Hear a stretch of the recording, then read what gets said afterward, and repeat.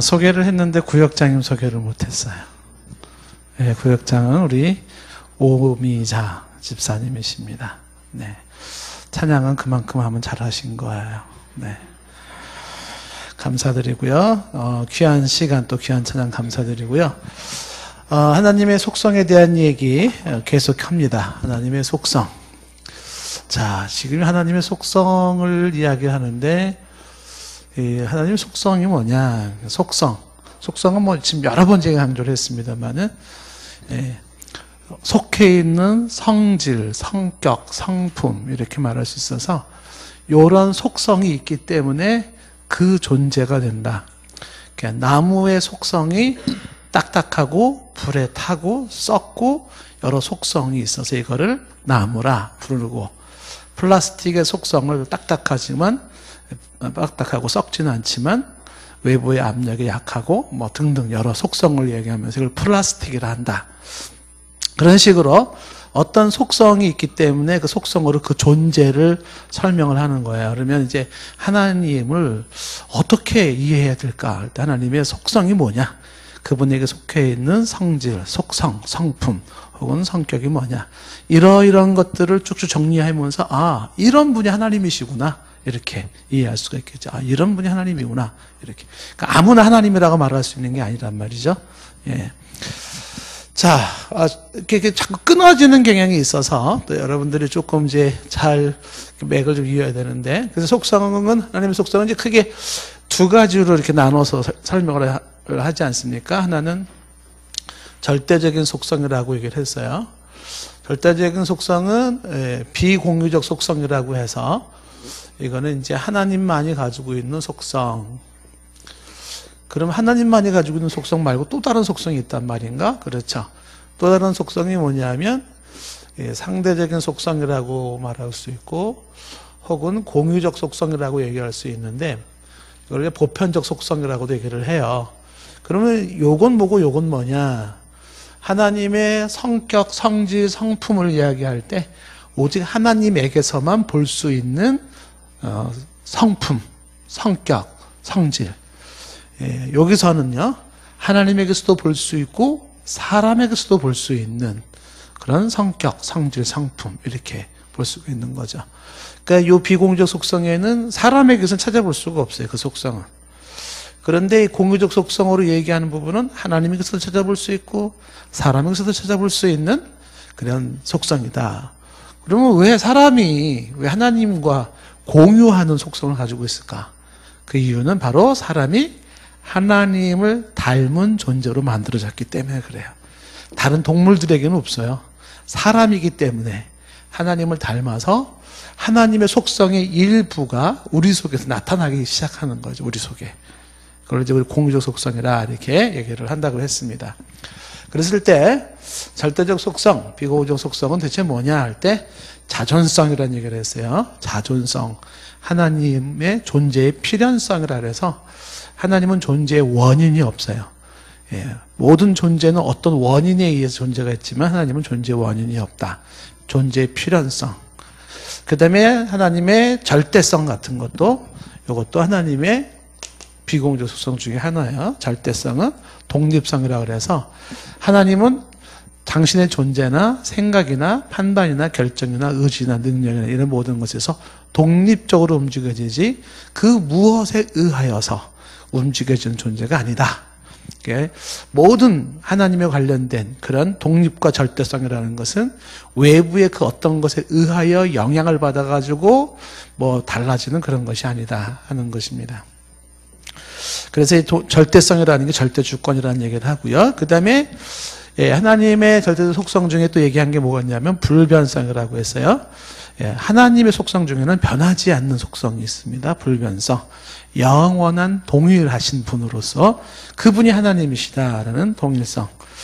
그 다음에 하나님의 속성 중에서는 이제 여기 절대적 속성에서는 뭐가 있었어요? 무한성이라는 게 있죠. 하나님이라는 존재의 속성 중에 하나는 무한하신 분이에요. 무한. 끝이 없어요. 시간에 제한받지 않고 공간에 제한을 받지 않는 무한하신 하나님이시기 때문에 그 하나님을 완전하다라고 표현을 하고 영원하다라고 표현을 하는 것입니다. 그리고 무소부재하다 표현하는 것입니다. 하나님만이 가지고 있는 속성 중에 하나가 단일성이라는 게 있었어요. 단일성이라고 하는 이야기를 해서 하나님께서는 단일성이라는 것은 단순성, 단수성 이렇게 얘기를 했죠. 그러니까 단순성이라는 것은 복잡한 하나님이 아니에요. 그러니까 단순, 심플한 존재인데 좀 전에 얘기했던 그런 어마어마한 모습들을 가지고 있고, 단수성이라고 하는 것은 하나님은 수적인 차원에서, 수적인 면에서 유일하신 분이시다라는 이야기를 했습니다. 자, 그런 게 이제 절대적 속성이고요. 상대적 속성에서 사람에게서도 볼 수 있는 속성들이 뭐가 있는가라고 할 때 어떤 걸 얘기를 했었나요? 지식이나 지혜라고 하는 것도 이게 하나님의 속성입니다. 아시다시피 상대적 속성에서, 공구적 속성에서 사람에게서도 볼 수 있고 하나님에게서도 볼 수 있을 때, 사람에게서도 지식을 볼 수 있고 하나님에게서도 지식을 볼 수가 있는데, 사람의 지식과 하나님의 지식의 차이점은 뭘까요? 하나님의 지식은 무한한, 아까 말한 속성 중에 무한하고, 그렇죠? 영원하고 절대적이죠. 그 지식에 있어서. 그런데 비해서 사람에게서도 지식은 볼 수 있지만 사람의 지식은 유한하고, 그렇죠? 제한적인, 그리고 뭔가 퍼펙트하지 못한 그런 지식과 지혜라고 생각하면 되는 것입니다. 자, 어쨌든지 이 사람이 지식과 지혜를 가지고 있는 것은 하나님의 속성 때문이다. 하나님을 닮은 인간이기 때문에 그렇다라는 생각을 가질 수 있어요. 그래서 중요한 것은 뭐냐면 하나님은 완벽한 지식 자체이시고 완벽한 지혜 자체이시다. 지금까지 언급됐던 내용들을 쫙 종합을 해서 그런 분이 하나님이구나 이렇게 이해하셔야 되는 거란 말이에요.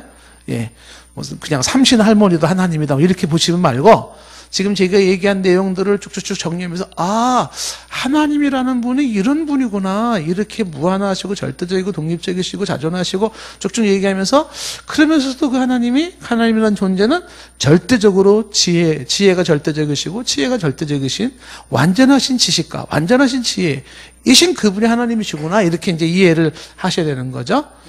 그러면 이제 저희가 왜 이런 얘기를 얘기하는 근거는, 뭘 근거로 제가 이렇게 얘기하는 거예요? 짝 맞추는 게 아니에요. 제가 듣기 좋으라고 말하는 게 아니라 성경에 나와 있는 하나님을 쭉 정리했을 때 그 종합된 내용들이 이런 하나님으로 성경은 보여주고 있더라 하는 것이에요. 하나님의 지식과 지혜, 하나님의 속성 중에 하나는 하나님은 지식의 하나님이시고 지혜의 하나님이시다라고 하는 것입니다. 그래서 인간이 지식을 필요로 할 때 하나님께 구하고 지혜를 필요로 할 때 하나님께 구하라는 그런 내용이 있었습니다. 자, 그러면서 두 번째 공의적 속성에서 얘기한 게 선하심, 착한 거죠. 그러니까 인간이 선을 추구하는 것은 하나님이 선 자체이시기 때문이고 그 선한 하나님의 형상을 닮았기 때문이다 라고 하는 것입니다. 그래서 이 선하신 하나님이시기 때문에, 하나님은 선하신 하나님이시기 때문에 바로 그 하나님은 윤리적이시고 선의 기준이 되시고 선의 근거가 되시고, 그리고 만유를 선대하시고 합력해서 선을 이루시는 그런 하나님이 바로 선하신 하나님이다. 자, 그 다음에 세 번째 속성 중에 하나는 사랑이에요. 하나님은 사랑이시라. 하나님의 속성 중에 하나가 사랑이라는 속성을 가지고 있어요. 하나님은 사랑의 속성을 가지고 있어서 그 사랑의 속성으로 하나님은 은혜가 나오기도 하고, 사랑의 속성이기 때문에 하나님은 자비로, 긍휼로 표현되기도 하고, 혹은 오래 참음으로 이렇게 표현되어지기도 합니다. 하나님의 속성은 사랑이라. 인간이 사랑을 이야기하는 것도 왜 그래요? 사랑이신 하나님의 형상대로 지음받았기 때문에 그래요. 인간의 사랑과 하나님의 사랑의 차이점은, 하나님의 사랑은 완벽한 사랑이죠. 무한한 사랑이죠. 근데 인간의 사랑은요, 불완전한 사랑이고 유한한 사랑이고 변질된 사랑인 것이죠. 그래서 사람은 사랑의 존재지만 사람과 사람 사이의 사랑은 완벽하지를 못해요. 그러니까 속지 마시고 꿈에서 깨어나야 됩니다. 우리의 사랑은 영원하리. 너랑 나랑 영원할 수가 없어요. 만약에 우리의 사랑이 영원하다면 너도 인간이 아니고 나도 인간이 아니겠지. 너랑 나랑 우리의 사랑은 스스로 변하리. 그게 정상인 것이죠. 정상인 거야. 인간의 사랑은. 그러면서도 사랑을 노래하고 사랑을 말을 하는 거죠. 그 다음에 이제 공조 속성 중에서 네 번째 우리가 얘기한 게 뭐예요? 거룩이라는 것을 써요. 거룩. 그러니까 하나님 속성 중에 하나가 거룩이에요. 거룩하신 하나님. 그래서 우리도 인간은 거룩함을 추구한다라는 것입니다. 거룩함. 거룩에 대한 이야기를 했고요. 다섯 번째 속성 중에 하나가 이제 의라고 했어요. 의를 공의라는 표현으로 썼는데 하나님의 속성 중에 하나가 의입니다. 정의로움, 의. 그 정의이신 하나님이세요.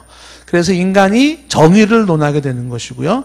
공의라고 하는 말을 쓰는 것은 정의가 정의일 수 있을 때는요, 불의에 대해서 진노하시고 벌을 줄 때 그때 정의가 되는 거예요.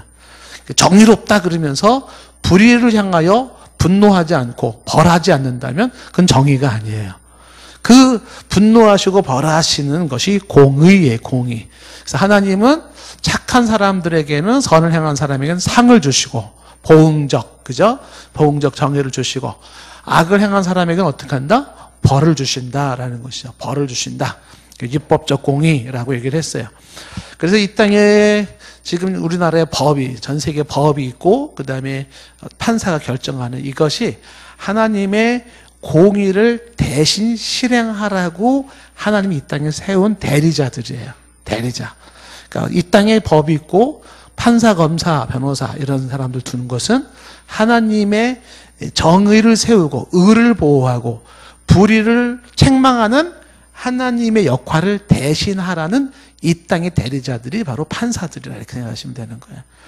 그래서 인간은 바로 하나님이 의로우시고 공의로우신 분이시기 때문에 바로 우리가 그런 의와 공의를 얘기한다라고 하는 것입니다. 자, 그 다음에 거룩에 대한 이야기 했고, 그 다음에 우리가 이제 공의에 대한 얘기를 했고, 자, 몇 가지만 더 얘기를 좀 하겠는데요.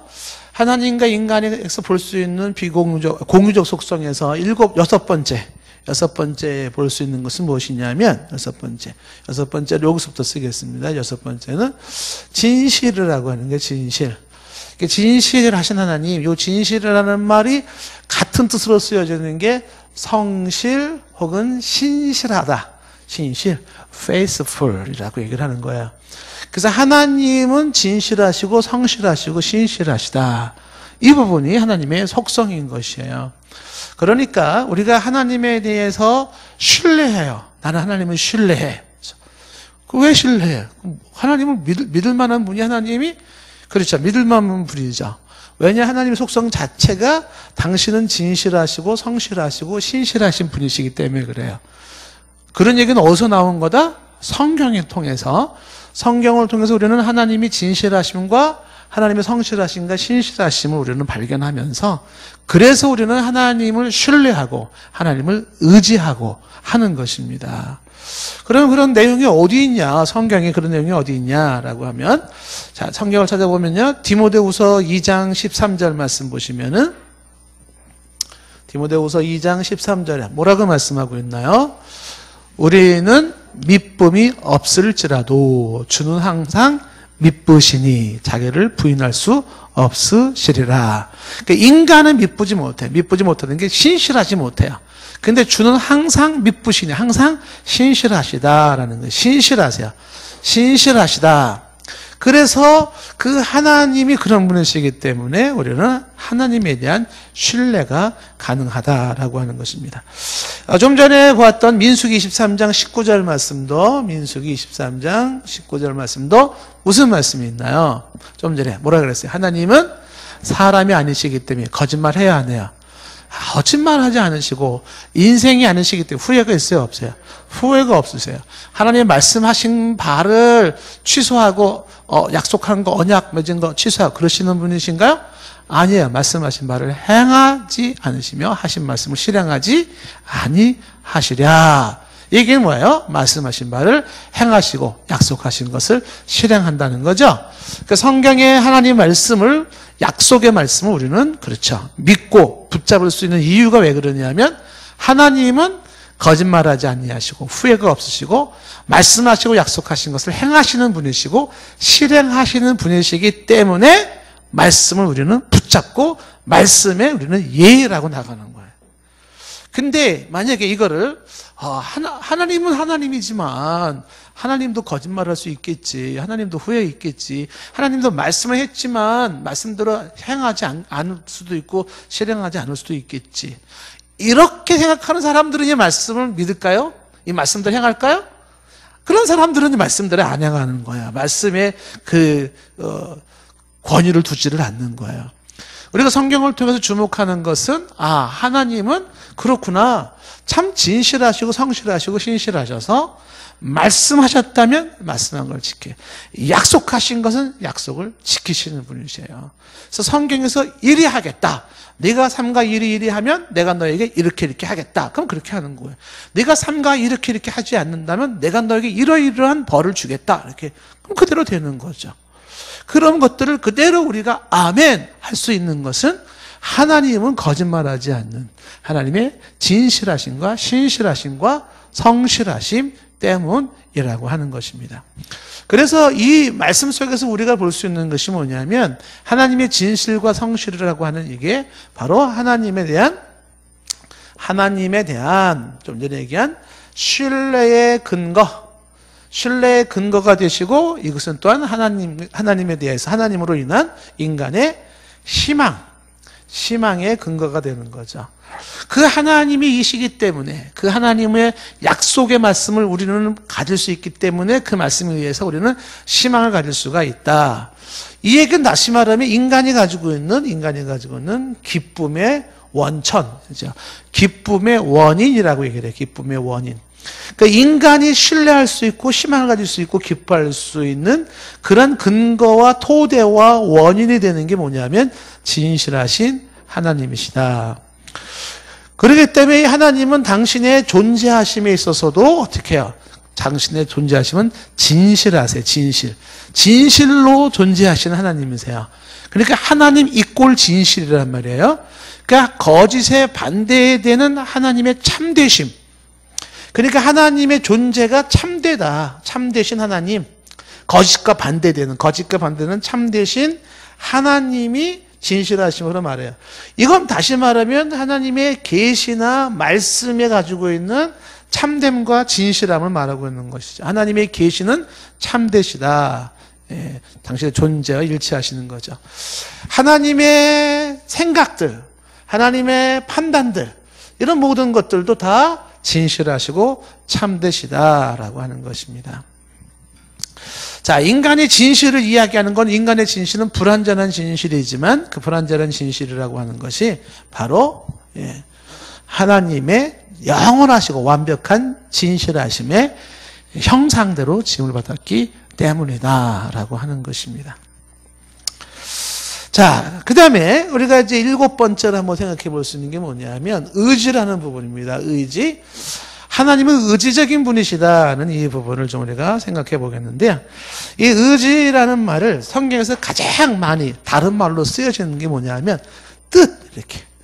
하나님의 뜻, 이렇게 말하죠. 하나님의 뜻. 그러니까 하나님의 뜻하시면 하나님의 뜻이기에 뜻이라서 이렇게. 하나님의 뜻이 무엇일까? 그것은 이제 의지라는 표현으로서 이제 우리가 생각해 볼 수가 있어요. 다시 말하면 하나님의 속성 중에 하나가 뭐냐면 의지의 하나님, 의지적으로 행하시는 하나님. 그거를 우리가 뜻이라고 해서 다른 말로 하나님의 주권적 의지. 그러니까 하나님의 주권적인 의지 혹은 하나님의 주권적인 뜻이라 이렇게 얘기를 하는 거예요. 주인된 권한이에요. 그 하나님의 주인된 권한이 갖는 의지와 뜻이 있다라고 하는 것입니다. 성경에서 우리는 지금 뭘 공부하고 있어요? 하나님은 어떤 분인가요? 이걸 공부하고 있는 거예요. 그럴 때 하나님만이 가지고 있는 절대적인 속성을 통해서 하나님이 어떤 분인지 한번 우리가 생각해 보았고, 인간에게서도 볼 수 있는 속성을 통해서 우리는 하나님을 지금 이해를 하는데, 그 하나님이 어떤 분이냐면 바로 의지적으로 행하시는 하나님, 뜻을 가지고 행하시는 주권적인 그런 뜻을 가진 하나님이시다라는 것입니다. 자, 이랬을 때에 이 의지와 뜻을 이야기하는 것은 뭘 얘기하는 거냐 하면, 구체적인 설명을 하기 전에 이거는요, 세상 만사 모든 존재하는 모든 존재, 그러니까 모든 존재, 만물이라고 할 수 있어요. 만물의 만물에 뭐라고 말할 수 있냐면 이거는 목적인이라는 표현을 써요. 목적인. 그러니까 목적인이라는 이 인이 뭐냐면 원인이에요. 원인. 그러니까 만물일 수 있게 되는 그 목적을 갖게 되는데 그 목적은 원인이 뭐냐면 하나님의 의지적인 뜻이에요. 쉽게 말하면 뭐라고 표현할 수 있을까요? 존재하는 만물이 존재하는 모든 거, 무슨 사건이든 뭐 동물이든 뭐 심지어는 머리카락이든 뭐 존재하는 모든 역사의 뭐 히스토리, 지금 평창 올림픽이 이루어지는 것부터 시작해 존재하는 모든 것들은 결코 우연이 없는 거예요. 우연이라는 게 존재하지 않아요. 그것은 하나님의 주권적 의지와 뜻에 의하여서 진행이 되는 것들이에요. 여러분 오늘 아침 머리카락 몇 개 빠졌어요? 이것이 우연이 아니라 하나님의 기가 막힌 주권적인 뜻과 의지에 의해서 이렇게 빠졌죠. 예. 그러니까 우리가 앞으로 지금 뭐 미래에 될 일도 마찬가지겠죠. 어떤 일이 벌어질까? 국가적으로, 개인적으로, 가정적으로. 그런 모든 것들이 우연이 되는 게 아니라 목적을 가지고 있는데 그 목적의 원인이 하나님의 뜻이에요. 하나님의 뜻에 의하여서 이루어지더라라고 하는 것입니다.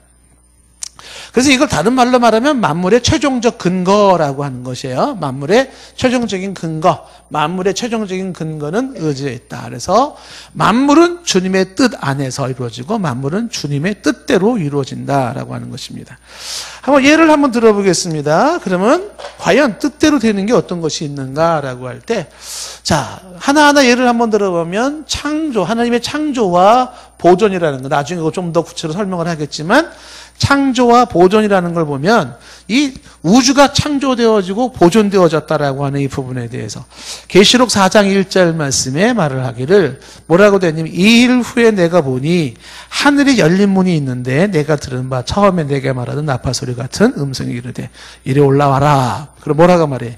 이후에 마땅히 일어날 일들을 내가 내게 보이리라. 여기서 일어날 일들이라는 건 앞으로 발생할 일들이에요. 근데 그 앞으로 일어날 일들을 마땅히 영어로 must take place. 그러니까 반드시 일어날 일들을 내게 보이리라. 그러니까 되어지는 일들이라고 하는 것들이 그냥 우연히 되어지는 것들이 아니라 어떠한 특정한 절대자에 의하여서 그의 의지적인 계획과 뜻에 의하여서 작정 속에서 그렇게 되도록 하나님이 의도하시고 목적하신 바, 이게 뭐냐면 마땅히 일어날 일들이에요. 마땅히. 그러니 마땅히 일어날 일들의 예외는 없는 거예요. 우리의 출생부터 우리의 죽음까지도 그것은 하나님의 당신의 의지적인 뜻에 의하여서 정하신 때에 몇 년, 몇 월, 며칠, 몇 시에 어디에서 너를 태어나게 하겠다. 그런 계획이 있으셨고 그 뜻이 그 목적이 이루어져서 몇 년, 몇 월, 며칠에 네가 시흥동교회에서 수요일날 예배를 드릴 것이고 몇 년, 몇 월, 며칠에 무슨 일이 어떻게 될 것이다 등등이 다 그것이 하나님의 주권적 뜻과 의지에 의해서 이루어지는데 이게 지금 하나님이 말씀하신 것, 마땅히 해야 될 것들을 일어날 일들을 보여주겠다라고 하는 것입니다. 만들어진 창조에서부터 창조된 것이 보존되어지고 진행되는 모든 과정이 그렇다. 통치라는 부분을 보시면은요, 통치하심. 잠언서 21장 1절 말씀에, 잠언서 21장 1절 말씀, 통치. 뭐라고 되어 있나요? 왕의 마음이 여호와의 손에 있음이, 왕의 마음이 여호와의 손에 있음이 마치 본물과 같아서, 강물과 같아서 그가 임의로 인도하시느니라 그랬잖아요. 근데 이게 또 보시면요, 궁극적으로는 왕의 마음도 있잖아요. 그것은 하나님이 그가 임의로 인도하신다는 거예요. 임의로 인도한다라는 이 얘기는 뭐냐면 하나님 그분이 원하시는 대로 인도한다는 거예요. 이게 이제 지금 이제 뒷부분에 가서 조금 이제 이게 도대체 이게 그러면 사람이 자유의지로 된 거냐, 하나님의 절대 주권적인 뜻으로 된 거냐라는 게 이제 혼란스러워질 수가 있는데 그건 이따가 제가 죄 문제 얘기할 때 설명을 하겠지만은 1차적으로 우리가 기억해야 되는 것은 하나님의 속성이 의지적인 분이시고 하나님은 의지를 가지시고 계획하시고 뜻을 정하시고 결정하시고 행동하시는 분이시기 때문에 그것이 어디까지 왕이 통치하는 그것까지도 하나님이 원하시는 대로 간다는 거죠. 하나님 원하시는 대로 가는 거죠. 예, 지금 우리나라 대통령도 사실은 성경적으로 말하면 하나님의 원하시는 대로 그 마음이 이루어져서 가게 되어 있어요. 예. 근데 그 하나님이 인도하시면 예를 들면 바로 같은 경우에는 뭐 마음을 강팍하게 하시기도 하세요.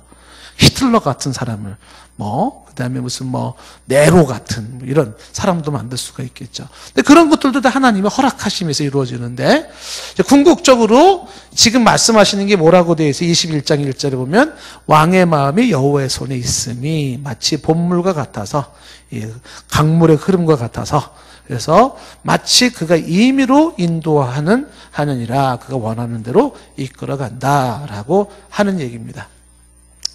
자, 이 통치라고 하는 부분이 하나님의 뜻 가운데 이루어지는 거구나라는 것을 생각한다 그러면 느부갓네살이 이제 뒤늦게 정신을 차리고서 고백하는 말이 있어요. 다니엘서 4장 35절 말씀에 보시면 느부갓네살이 이렇게 얘기해요. 땅의 모든 사람들을 없는 것 같이 여기시며 하늘의 군대에든지 땅의 사람에게든지 그는 자기 뜻대로 행하시나니 그의 손을 금하든지 혹시 이르기를 내가 무엇을 하느냐고 할 자가 아무도 없도다. 그러니까 자기 뜻대로 행하시나니 그 뜻대로 하는 게 자신의 의지대로 행하시는 하나님 앞에서 누구도 뭐라고 말할 수가 없다라고 하는 것입니다. 하나님의 뜻대로 이루어지고 있더라. 에베소서 1장 11절 말씀에도 보시면요. 에베소 1장 11절에 모든 일을 그의 뜻의 결정대로 일하시는 그분의 계획을 따라 우리가 예정을 입은 거예요. 여러분들이 예수를 믿게 된 것도 그냥 믿은 거 아니에요. 하나님의 그분의 뜻의 결정대로 일하시는 그분의 계획 속에 어떤 계획이 있어요? 저와 여러분들을 향하여서 몇 년 몇 월 며칠 날 복음을 듣고 몇 년 몇 월 며칠 날 여러분이 믿음을 갖게 될 것을 하나님은 당신의 의지적인 뜻으로 예정을 하셔서 거기에 우리가 그렇게 되어진 것이다 라고 하는 것입니다. 우연히 되는 게 없어요. 하나님의 모든 뜻이 그렇게 통치하심 속에서 이루어지고 있더라라고 하는 것입니다. 자, 그러면 이런 건 어떻게 될까요? 크리스찬들이 고난을 받습니다. 그리스도인의 고난. 여러분들이 난 기도 많이 하고 신앙생활 잘하는데 왜 나한테 이런 어려움이 주어져? 이런 게 있죠. 이런 것들은 어떨까요? 누가복음 22장 42절에 누가복음 22장 42절에 뭐라고 되어 있나요? 이르시되 아버지여 만일 아버지의 뜻이거든 이 잔을 내게서 옮기시옵소서. 그러니까 예수 그리스도의 고난이 뭐예요? 아버지의 뜻이에요. 그래서 아버지의 뜻이 이 고난일진데 이걸 받아들이겠다는 거죠. 그러니까 아버지의 뜻이 그리스도의 십자가의 고난으로 나타나더라라는 것입니다.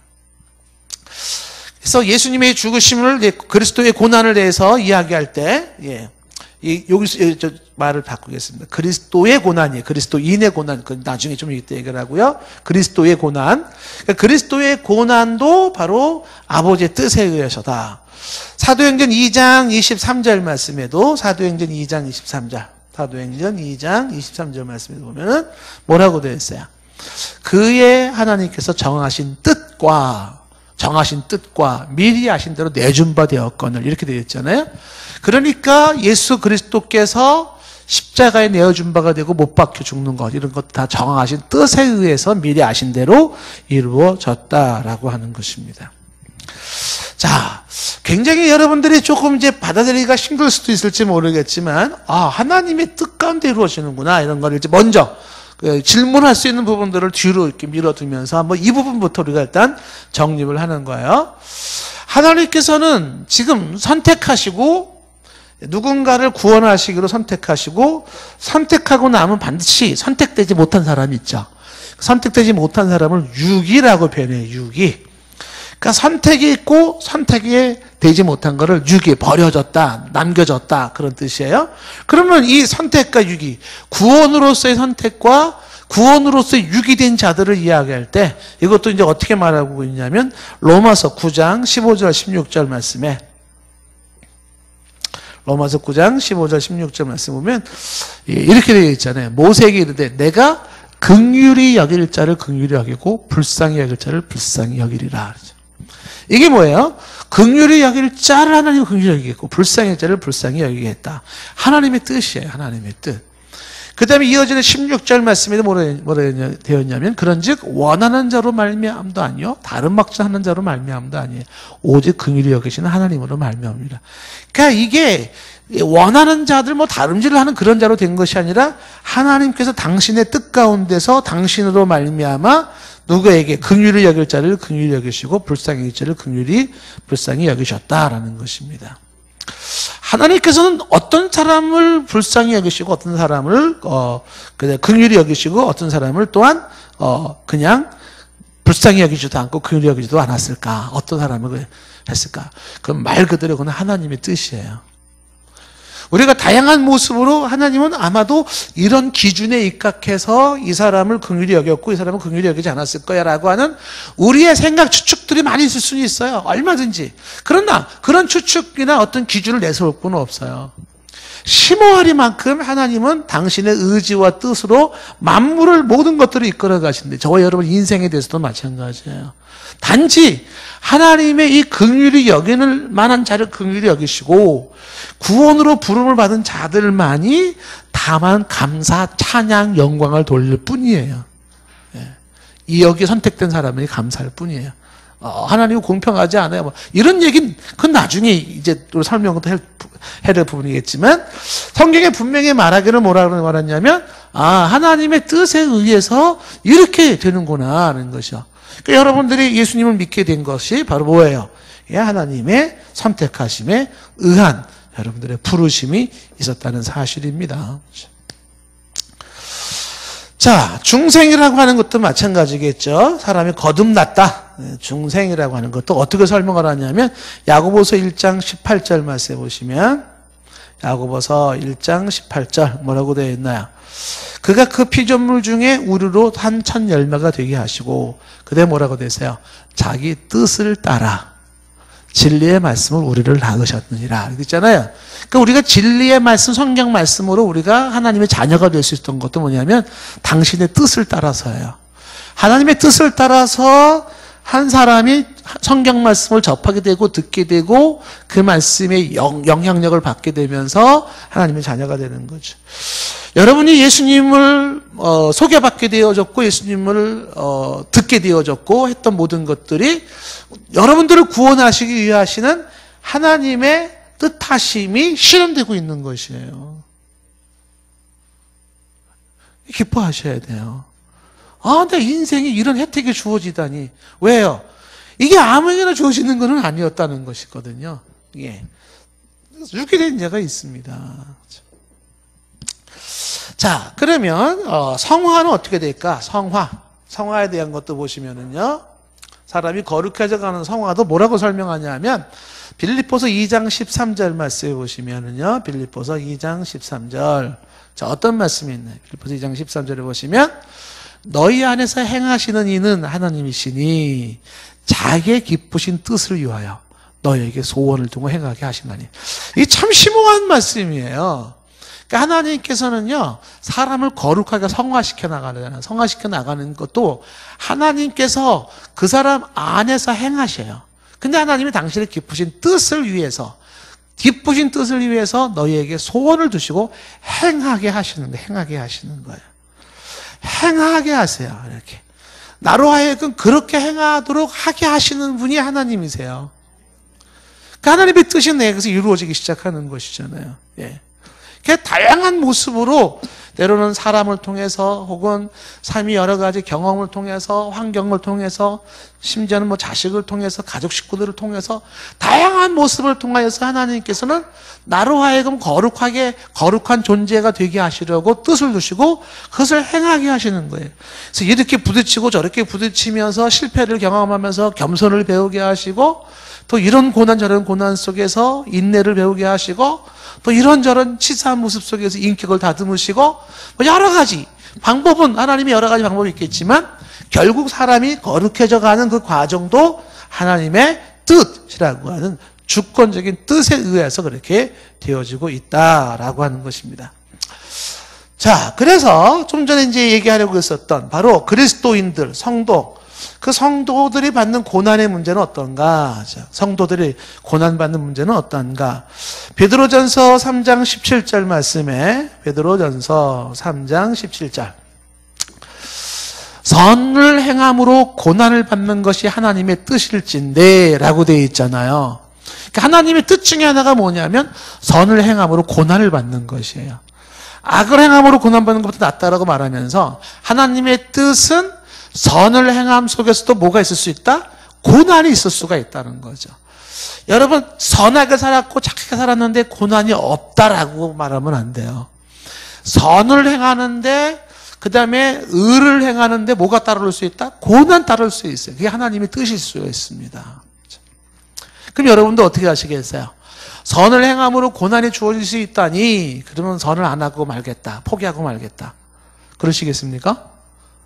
아니면 고난이 있을지라도 선을 선택하겠다 합니까? 고난인데? 고민할 필요가 없는 거죠. 그렇죠?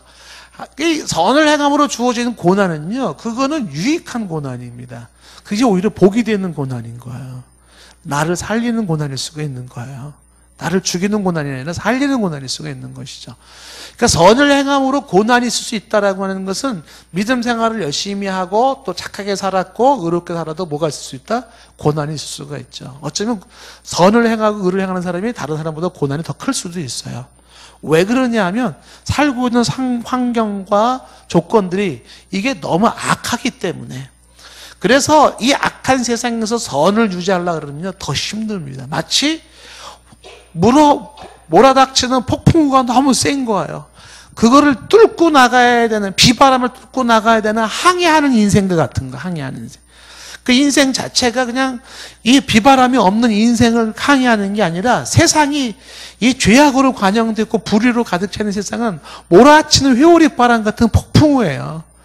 그 속에서 회오리 바람에 떠내려고 하는 인생이 아니라 그 회오리 바람 속에서도 내 갈 길을 가려고 하는 그 의의 길과 선의 길은 뭐로 주어지는 거예요? 굉장한 고통으로 주어지는 것이죠. 근데 그것이 복이에요. 그것이 하나님의 뜻이다라고 하는 겁니다. 그래서 저와 여러분들이 기도하고 의롭게 살아가고 선을 행할 때 주어지는 그 고난을 이상하게 생각할 것이 아닙니다. 그럴 때일수록 이 선과 의를 더욱더 우리가 붙잡고 또 의지하고 그것을 추구하고 나갈 필요가 있고요. 그 나갈 때도 하나님 그 돕는 손길을 붙여주시고 이길 수 있는 힘을 주시고 하셔서 이기게 하시는, 내 안에서 선을 행하시는 그분이 결국 이기게 하실 거예요. 겁먹지 마시고 주어지는 모든 고난 앞에서 뭐하라? 그거를 항거하고 투쟁하려고 하는 것을 가져라라고 하는 것이에요. 지난번에도 제가 얘기를 했지만은요, 아직도 가야 할 길에 스카페기 얘기할 때 얘기하는 게 뭐냐면, 그분이 얘기하는 게 참 이 성경적인 내용들을 많이 가지고 있어요. 인생을 살아가면서 필요한 고통이 있고 필요한 고난이 있다는 거예요. 필요한 고통과 필요한 고난. 이 필요한 고통과 필요한 고난이 있는데 대부분의 인생들의 공통점이 뭐냐 하면 꼭 있어야만 되는 고통이고 있어야만 되는 고난인데 그거를 피하려는 게 인간의 속성이라는 거예요. 인간은 고통하고 싶지 않고 인간은 고난을 받고 싶지 않다는 겁니다. 그래서 필요한 것임에도 불구하고 이 고통과 고난을 회피하는 거예요. 회피. 그 회피하는 그 인생이 만들어내는 게 무엇이냐면 그 인생의 진보와 발전이 안 생긴다는 거예요. 거기에서 인간이 가지고 있는 병적인 요소들, 그리고 인간이 자기를 망가뜨리고 자기를 죽이는 게 있어요. 그게 뭐냐면 필요한 고통을 거부함으로써 생기는 것이라는 것이죠. 그걸 이제 저자는 얘기하기를 그걸 한마디로 게으름이라고 얘기를 하는 거예요. 게으름. 그러니까 우리 인간 속에는요, 이 게으름이 있어요, 게으름이. 저에게도 있어요. 이 게으름이라는 게. 그게 뭐냐면 저도 고통하고 싶지 않아요. 차라리 고통하느니 간두고 말죠. 힘들어, 막 힘들게 살고 싶지가 않는 거야. 에이, 그렇게 힘들 바에는 간두고 말어. 이렇게 되죠. 간두고 말어. 그게 뭐냐면 고통을 피하려는 게으름이에요. 그런 사람에게는 뭐가? 자기 발전이 안 주어진다는 거야. 자기 발전이 없고 이 사람들은요, 그 이 게으름이 자기를 죽이는 요소라는 거예요. 정신병자들이나 이런 모든 환자들, 사람들이요. 지난번에 얘기했잖아요. 10명의 환자가 오면 9명은요, 다 도중에 포기하고 만다 그래요. 9명은 포기한대요. 왜 그러냐? 이유는 이거예요. 게으름. 싸우고 싶지 않은 거죠. 고통하고 싶지 않은 거죠. 그러니까 이제 포기하는 거예요. 근데 환자 중에는요, 선한 싸움을 싸우겠다. 난 내 인생을 난 이렇게 못 산다, 나는. 난 내 인생을 나는 반드시 나는 정말 좋은 인생 만들고 싶다.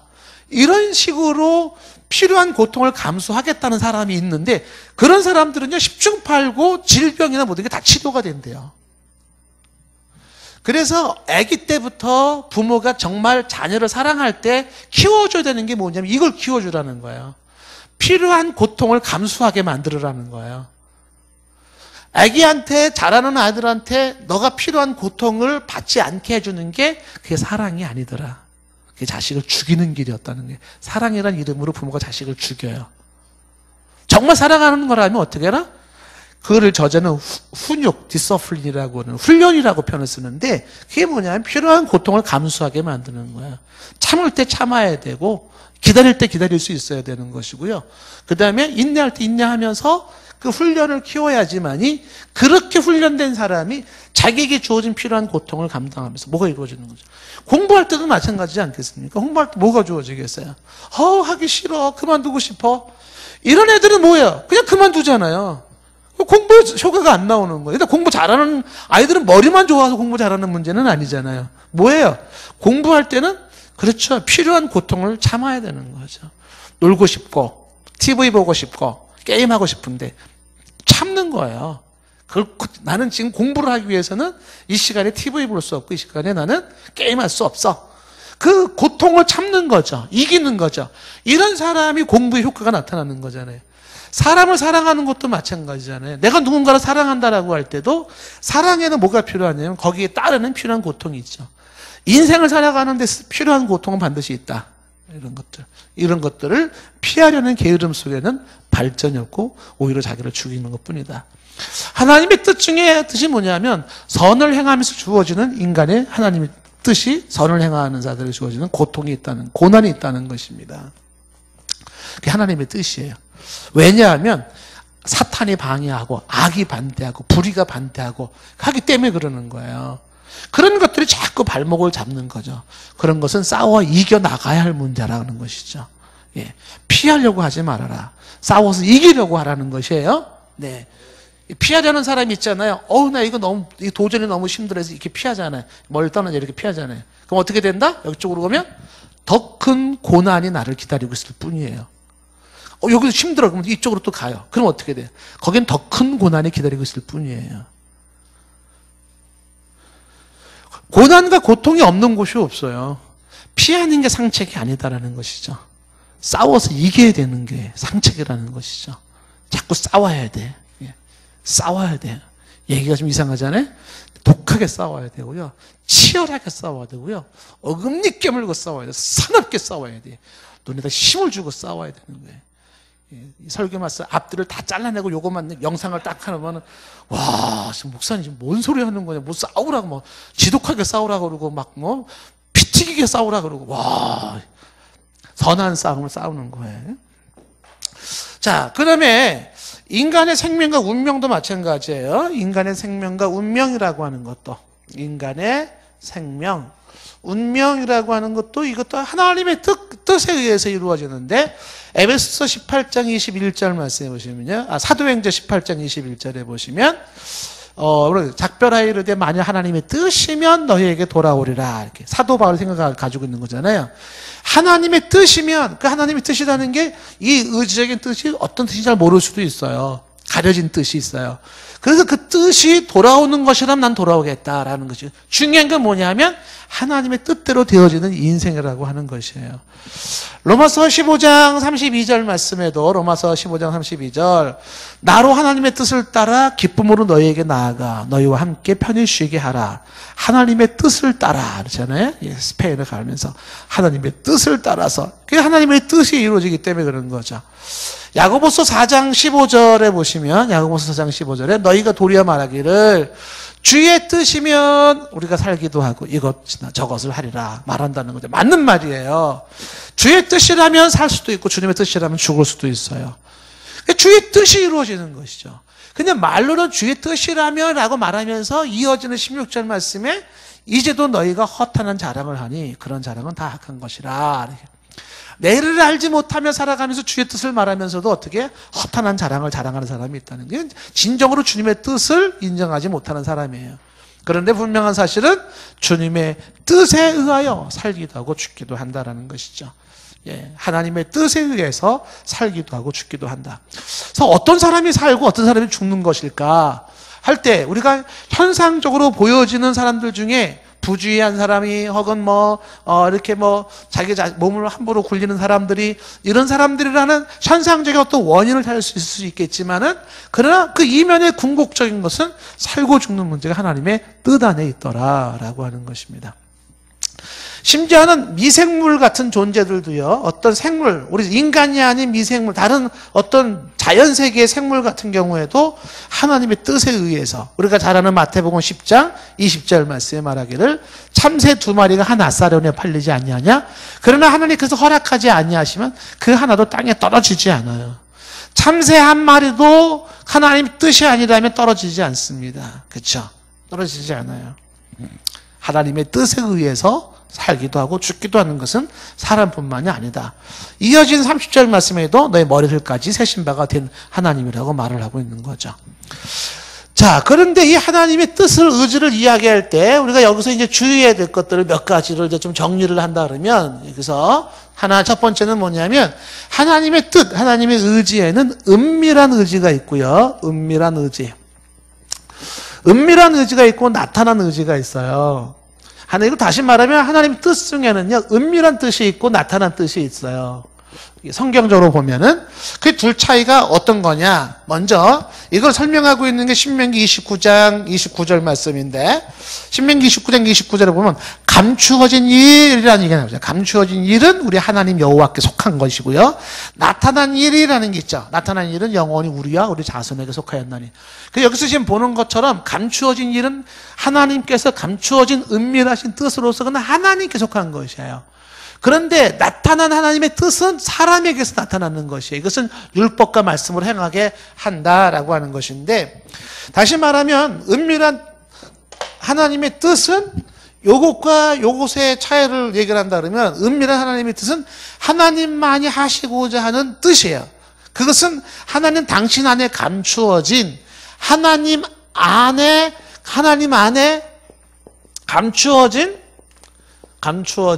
감추어진 작정, 이렇게. 그러니까 하나님은 당신 속에 감추어진 작정하심이 있어요.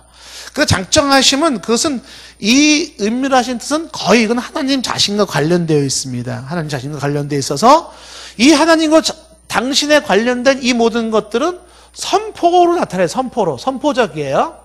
그런데 나타난 이 의지는, 이거는 사람과 관련된 것이에요. 그래서 인간이 해야 할 일, 그러니까 인간이 해야 할 일들, 그 하나님이 인간이 해야 할 일들을 율법이나 혹은 복음을 통해서 구체적으로 정해진 규범이에요. 규범. 이것은 반드시 인간이 해야만 하는 명령적 의지라고 말하는 거예요. 명령적 의지. 자, 이 하나님의 뜻을 이해할 때 이 두 가지를 잘 이해를 하셔야 됩니다. 많은 크리스찬들이 가장 정리가 안 되는 부분 중에 하나가 이 부분이에요. 그러니까 하나님의 당신 속에 감추어져 있는 당신의 뜻이 있습니다. 근데 이건 말 그대로 하나님 안에 감추어 있어서 인간의 이성과 인간의 논리로서는요, 어떤 경우에는 이해가 안 돼요. 도무지. 그것은 하나님이 당신 안에 감추어져 있는 당신만의 뜻으로, 그거는 성경에 그냥 선포하시는 거죠. 나 여호와가 이러이러하겠다는 선포를 할 수 있죠. 그러면서 이것이 이제 선의지라 그러면 후속적으로 이루어진 의지가 뭐냐면, 이것이 인간에게서 이루어지기 위한 뜻으로서 하나님이 인간에게 준 규범이 있습니다. 율법과 복음 안에서 준 규범이 있습니다. 그것을 명령적인 것으로서 하나님을 통해서 인간이 따라야 될 의지, 하나님을 따라야 된다라는 것이죠. 그래서 하나님의 속에 있는 감춰진 의지가 거기에서 보여지는 나타나는 의지로 드러날 수가 있다라고 하는 것입니다. 자, 먼저 어떤 것들이 있는지를 잠깐 좀 보도록 하겠습니다. 제가 이제 빨리빨리 해보겠습니다. 은밀한 의지로 설명될 수 있는 거, 시편 115편 3절에 보면 오직 우리 하나님은 하늘에 계셔서 원하시는 모든 것을 행하신다. 그러니까 원하시는 것을 행하신 하나님이고요. 다니엘서 4장 17절 말씀에도 보면은 중간에 보시면은 뭐라고 되어 있냐면 사람의 나라를 다스리시며 자기 뜻대로 그것을 누구에게든지 주시며 또 지극히 천한 자를 그에 세우실 줄을 사람들이 알게 하려 함이라. 그러니까 하나님께서는 당신의 뜻대로 사람을 세우시기도 하고 다스리기도 하시고 한다라는 것이죠. 로마서 9장 18절 말씀에는 그런즉 하나님께서 하시고자 하는 자를 긍휼히 여기시고 하는 것도 마찬가지고요. 에베소서 1장 5절 말씀에도 그 기쁘신 뜻대로 예정하신다는 것. 에베소 1장 9절 말씀에 그 뜻의 비밀을 우리에게 알리신 것이요 그의 기뻐하심을 따라는 그 내적인 당신의 뜻이 기쁨을 따라서 이루어지는 것이고, 1장 11절 말씀에서는요, 모든 일을 그의 뜻의 결정대로 일하시는, 그래서 그분의 뜻의 결정대로, 그의 계획을 따라서 진행되어진다라는 것이에요. 자, 이런 것들이 이제 계시된 의지로, 드러나는 의지로 나타나는 의지로 보여질 수가 있는데, 예를 들면은요, 마태복음 7장 21절 말씀에 말하기를 나더러 주여 주여 하는 자마다 다 천국에 들어갈 것이 아니요 다만 하늘에 계신 내 아버지의 뜻대로 하여야. 그러니까 인간에게 주어진 게 뭐냐면 아버지의 뜻대로 하라는 것은 보여져 있는 뜻, 하나님이 보여준 뜻, 규범이에요. 하나님이 당신 속에 숨겨져 있는 그 뜻이 아니라 인간에게 보여주고 나타내신 그 뜻대로 행하는 자라야 들어갈 수 있다는 것이고요. 마태복음 12장 50절에도 누구든지 하늘에 계신 내 아버지의 뜻대로 하는 자가, 그 하늘에 계신 내 아버지의 뜻대로 행하는 자라는 것은 이건 다 지금 나타나진 뜻이에요. 하나님의 뜻에 의해서 그렇게 행하는 자가 내 형제 자매요 엄이라 라고 말하는 것이죠. 요한복음 7장으로 건너면 요한복음 7장 17절 말씀에 사람이 하나님의 뜻을 행하려 하면 이 교훈이 하나님께로부터 난 것인 줄 알아라. 그러니까 하나님의 뜻을 행하려면 하나님께로부터 난 교훈인지를 분별하라. 요거는 지금 로마서 12장 2절과 연결되는 거죠. 로마서 12장 2절에 이 세대를 본받지 말고 마음을 새롭게 함으로 변화를 받아서 하나님의 선하시고 기뻐하시고 온전하신 뜻이 무엇인지 분별하라 그랬잖아요. 그 하나님의 선하시고 기뻐하시고 온전하신 뜻으로 인간이 행해야 할 그 규범이라고 하는 것은 성경을 통하여서 하나님께서 복음과 말씀을 통해서 분명히 알게 되어졌다라고 하는 것입니다. 자, 그랬을 때 이 하나님의 뜻이라고 하는 것은 하나님이 이 뜻하심과 자유하심 속에서 우리가 이해할 수 있는 것 중에 하나가 뭐냐면, 자, 그러면 인간이 가지고 있는 죄 문제를 한번 생각해 보자라고 할 때, 자, 죄를 얘기할 때, 그럼 죄라고 하는 것이 하나님의 주권적 뜻에 의해서 죄가 이루어지는 거냐라고 할 때 나타나는 게 뭐냐면, 만약 그렇다 그러면 모든 것들이 다 예외적이지 없이 하나님의 주권적인 뜻에 의한 것이라면 죄는 것은 하나님이 뭐가 돼요? 죄의 창시자가 되는 거죠. 하나님이 죄의 창시자가 아니냐 이렇게 이해를 하는 것이죠. 하나님께서는 죄를 만드신 분이 아닌가라는 것이, 대답은 뭐냐면요, 죄는 하나님으로부터 주어지는 게 아니고 죄는 하나님이 만들지 않아요.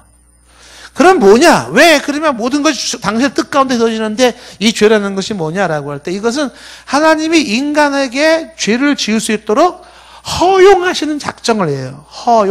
허용 작정이라는 거죠. 이제 이게 사실 많은 사람들이 지금도 풀어지지 않는, 이게 신학적으로 얘기하면 굉장히 복잡하게 설명할 수가 있어요. 근데 쉽게 말하면 뭘 얘기할 수 있냐면, 하나님의 뜻에 은밀하실 때 나타난 뜻에 대한 이 모든 부분이 어떤 때는 갈등하는 것으로 보여져요. 모순처럼 보여집니다. 그런데 그것은 우리가 가지고 있는 생각이에요. 우리가 생각하지 못하는 당신의 뜻과 나타난 뜻은 모순되지 않고 존재할 수가 있습니다. 하나님께서는 당신의 이 죄 문제에 있어서는 인간에게서 죄를 허용하시지, 하나님이 죄를 짓게 만드신 분이거나 죄를 창시하신 분은 아니다. 그러니까 예를 들어서 대표적으로 말하는 게 뭐냐면 예수 그리스도의 순환입니다. 예수님의 십자가의 순환, 빌라도에 의해서 고통을 받고 십자가에 죽으셨어요. 이것은요, 십자가의 죽으심이라고 하는 것은 뭐예요? 그것은 하나님의 은밀하신 뜻 중에 하나입니다. 십자가 죽으심이요. 그런데 이 십자가에 죽으시는 이 작업에 가룟 유다가 동참하고 유대인들의 못을 박았잖아요. 그랬을 때 하나님의 뜻을 이뤘다고 이 사람들은 복 받는 게 아니에요. 오히려 십자가에 못 박은 그 죄를 어떻게 해요? 벌하시는 하나님이시에요. 하나님의 뜻하심에 숨은 뜻이 있는데 그 숨은 뜻이 나타난 뜻과 어떤 때는 모순처럼 보일 수가 있다는 것이죠. 그랬을 때 도대체 하나님의 숨은 뜻이 뭐냐라고 하면 예수 그리스도의 십자가 사건은 십자가에 못 박은 그 사람은 죄인이에요. 그런데 그것을 통해서 하나님의 숨은 은밀하신 뜻인 영원전부터 죄인을 구속하시기 위한 그 심오한 의미가 실현되어지고 성취되는 그런 메시지가 담겨져 있는 것이죠. 그러니까 바로가 등장하는 것도 마찬가지고 히틀러가 등장하는 것도 마찬가지고요. 뭐 김일성이 등장하는 것도 마찬가지일 수 있어요. 세상에 악한 사람들 많이 있잖아요. 그런 모든 것들에 대해서도 하나님께서는 허용작적으로 허용하시는데 그런 모든 것들도 궁극적으로 하나님의 은밀한 뜻이 결국은 이루어지는 수단의 역할을 해요. 그것은 하나님의 의도와 하나님께서 당신이 창시하시고 당신이 그렇게 하시는 것은 아니다라는 것이. 단지 성경에는 여호와 하나님께서 바로의 마음을 강팍해 하사 누구를 모모하게 하사라는 표현이 있는데 그것은 인간적인 표현의 그 모습이에요. 신인 동성 동영론적인 표현이라고 말씀하시는 거죠. 중요한 것은 뭐냐 하면 하나님의 은밀한 뜻과 나타난 뜻이 있어서 결국은 그 은밀한 뜻이 결국 이루어집니다. 그 나타난 뜻에서 하나님은 하라 하지 말라라는 규범적인 게 있어요. 그때 하지 말라는 거 하는 인간이 있죠. 규범을 어기는 자가 있어요. 그것을 통하여 은밀한 뜻이 이루어지지만 그 규범적인 뜻을 어긴 자는 하나님의 그 벌을 주지 않을 수가 없다라고 하는 것입니다. 자, 이것이 이제 하나님의 모습이고 하나님께서는 이제 이 의지는 자유의지로 하나님 의지는 자유의지예요. 그래서 피조물과 상관없이 내적인 당신의 자유의지를 가지고 행하신다라고 하는 것입니다. 자, 많은 얘기를 좀 할 수 없는 것이 아시지만은 일단은 우리가 기억하셔야 될 것은 조금 깊숙이 들어갔을 때 복잡함은 있어요. 그런데 이제 한 가지 기억하셔야 되는 것은 진실하신 하나님 속성 중에 하나가 진실하심이 있고 그 다음에 하나님의 뜻이 결국은 이루어지는 것이다. 결국은 하나님의 뜻이. 그 뜻이 이루어질 때 궁극적인 하나님의 내적인 작정, 그 영원하신 하나님의 뜻이 이루어지는데 그 뜻이 나타나는 하나님의 뜻에 있어서는 때로는 우리가 이해하기 힘들 수는 있어요. 여러 가지 불이한 것들과 죄악된 게 있을 수 있습니다만은 궁극적으로 주의 뜻이 이루어지고 그 주님의 뜻이 이루어지기 위해서 저와 여러분에게 규범적으로 주시는 말씀이 있을진데 원하기는 결국은 하나님의 뜻이 이루어지지만 그 결과적인 하나님의 뜻이 이루어지더라도 우리는 하나님 우리에게 하라 하시는 것들을 하지 말라 하는 것들을 분별하고 그것을 또 잘 이루어 드릴 수 있는 우리들의 자세와 또 우리들의 순종과 우리들의 우리들의 의지가 필요해요. 하나님이 우리의 의지를 주셨고요. 그리고 내 힘과 내 뜻대로 안 된다라고 할 때는 그 의지를 도우시는 성령님을 의뢰할 수도 있습니다. 이제 과연 여러분의 인생 속에 쉽게 말하면 우리 이상준 장로님은 살아생전에 모세 역할을 하는 게 궁극적인 하나님의 숨은 뜻일까요? 바로의 역할을 하는 게 하나님의 궁극적인 뜻일까요?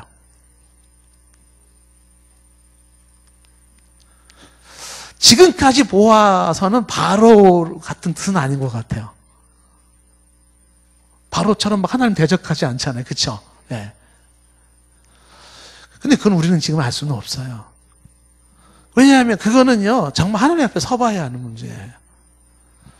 중요한 것은 늘 깨어서 장로님이나 저나 마찬가지로 늘 깨어서 하나님의 뜻을 이루기를 원하고 주님의 그런 모든 이러한 것들을 이루기를 원하면서 나아간다면 그런 모습이 계속적으로 이어져 나가는 우리의 모습이라 그러면 분명히 하나님은 정말 모세처럼 선하게 쓰시려는 그 뜻이 우리에게 있음을 훗날에 가서 알게 되겠죠.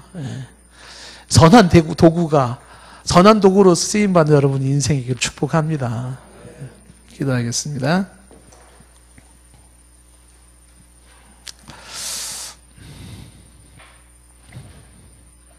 뜻이 하늘에서 이루어지는 것 같이 땅에서도 이루어지는 줄로 믿습니다. 원하건대 주의 선하신 뜻이 우리 가운데 아름답게 이루어지기를 원하옵고 그것이 우리 가운데 복되게 하시며 은혜가 되도록 하나님 자비와 긍휼을 베풀어 주시옵소서. 선하신 그 뜻이 우리 가운데 기쁨이고 감사거리가 되게 하시고 두고두고 하나님 앞에 영광이 될 수 있기를 원하오니 주여 그 은혜를 우리 모두에게 베풀어 주시옵소서. 주의 뜻이 이루어지는 것을 섭리와 순리로 저희들이 또 잘 받아들이며 나아갈 수 있게 하여 주시고 가장 궁극적으로 진실하신 하나님, 신실하신 하나님을 의지하고 하나님의 뜻을 받아들이며 신뢰하며 나갈 수 있는 복 있는 심령들 다 되게 하옵소서. 예수님의 이름으로 기도드리옵나이다.